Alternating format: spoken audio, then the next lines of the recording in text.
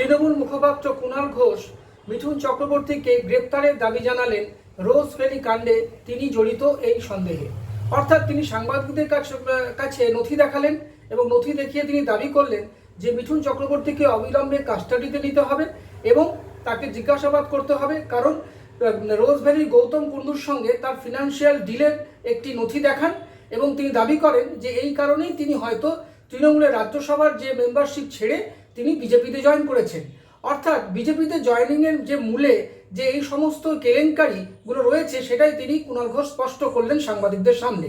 আজকে মিঠুন চক্রবর্তীর মতো এত বড় অভিনেতা, তার যে একটা সুনাম রয়েছে, অথবা তার যে একটা বিজেপিতে জয়েনিং হঠাৎ করে তিনি যখন করেছিলেন বা রাজ্যসভার যে মেম্বারশিপ ছাড়লেন, তখনই অনেকের মনে অনেকটা সন্দেহ হয়েছিল। সেই কারণে আজকে তিনি তার সন্দেহ নিরসন করলেন এবং তিনি দাবি করলেন অবিলম্বে মিঠুন চক্রবর্তীকে গ্রেপ্তার করতে হবে। কি বললেন কুণাল ঘোষ দেখুন। অবিলম্বে রোজ ভ্যালি তদন্তে মিঠুন চক্রবর্তীকে কাস্টডিতে নেওয়া দরকার। রোজ ভ্যালির তদন্তে মিঠুন চক্রবর্তী একের পর এক চিটফান্ডের টাকা নিয়েছেন, শুধুমাত্র সারদা নয়, কিন্তু মিঠুন চক্রবর্তী একের পর এক টাকা নিয়েছেন এবং সেই টাকা ফেরত দিয়েছেন কিনা এখনো পর্যন্ত কিন্তু প্রকাশ্যে জানা যায়নি। তো মিঠুন চক্রবর্তীর একটি ডকুমেন্ট সামনে এসেছে, সেটা সমাজ মাধ্যমে এসেছে, আমি দিয়েছি।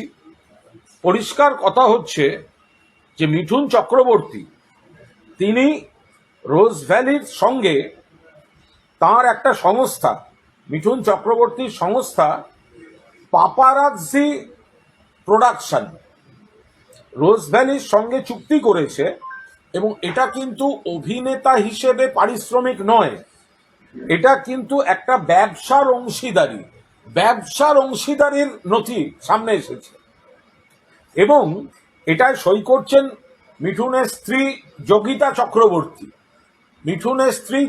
চক্রবর্তী, যোগিতা ভাবির সই রয়েছে, মিঠুনদারও সই রয়েছে এবং কোর্ট পেপারে রয়েছে। গোটা জিনিসটা কিন্তু স্ট্যাম্প পেপারে রয়েছে পুরো দস্তুর।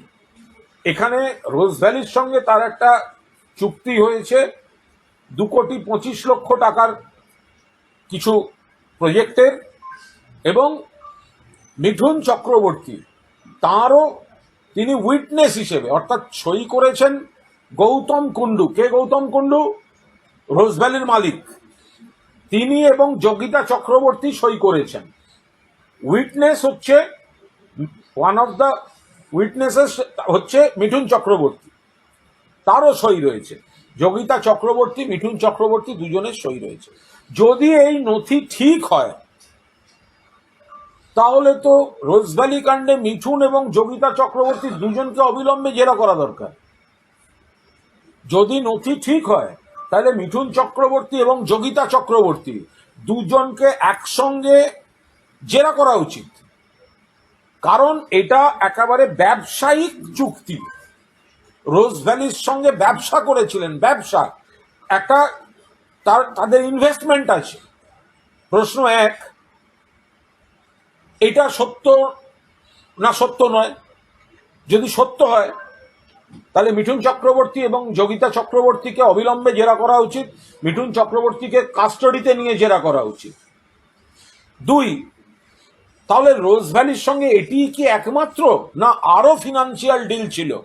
রোজ ভ্যালির অ্যাকাউন্ট থেকে কি মিঠুন বাবু টাকা পেয়েছেন? পেলে কত টাকা পেয়েছেন? 3, রোজ ভ্যালি থেকে যদি টাকা পেয়ে থাকেন তাহলে সেই টাকা কি মিঠুন চক্রবর্তী ফেরত দিয়েছেন না দেননি? এবং 4, এগুলো থেকে বাঁচার জন্যই কি মিঠুন চক্রবর্তী বিজেপির জুতো পালিশ করতে গেছেন তৃণমূলের রাজ্যসভার পদ ছেড়ে? মিঠুন চক্রবর্তী গলায় বকলেস পরিয়ে টানছে ঘেউ ঘেউ, তার পেছনে কি এই একের পর এক চিটফান্ড?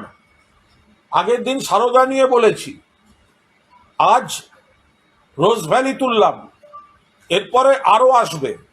মিঠুন চক্রবর্তীকে চিটফান্ড মামলায় অ্যারেস্ট করতে হবে, রোজ ভ্যালি মামলায় অবিলম্বে সিবিআই অবিলম্বে মিঠুন চক্রবর্তীকে অ্যারেস্ট করতে হবে এবং এই কোর্ট ডকুমেন্টকে, এই চুক্তিপত্রকে অবিলম্বে তদন্তের আওতাভুক্ত করতে হবে।